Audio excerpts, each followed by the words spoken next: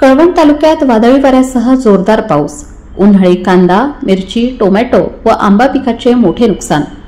गेल्या 4 ते 5 दिवसांपासून कळवण तालुक्यात सुरू असलेल्या अवकाळी पावसाने शेतकऱ्यांचे कंबरडे मोडले असून शनिवारी वादळी वाऱ्यासह आलेल्या जोरदार पावसामुळे कांदा, मिरची, टोमॅटो व आंबा या पिकांचे मोठ्या प्रमाणात नुकसान झाले आहे। शनिवारी सायंकाळी सुमारे 1.5 तास वादळी वाऱ्याबरोबर विजांचा कडकडाट आणि मुसळधार पावसाचा तडाखा बसला।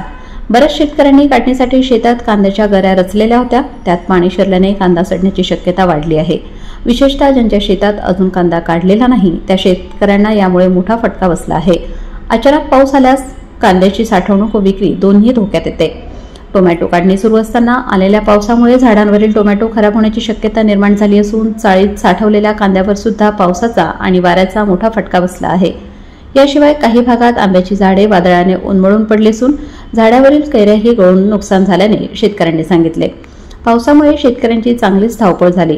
कांद्याच्या ढिगांवर तातडीने आच्छादन घालण्यासाठी प्रयत्न सुरू होते, तर अनेक ठिकाणी 3 ते 4 तास वीज पुरवठा खंडित राहिला। ऐन उन्हाळ्यात शेतातील नदी नाले पाण्याने तुडुंब भरून वाहताना दिसत आहेत।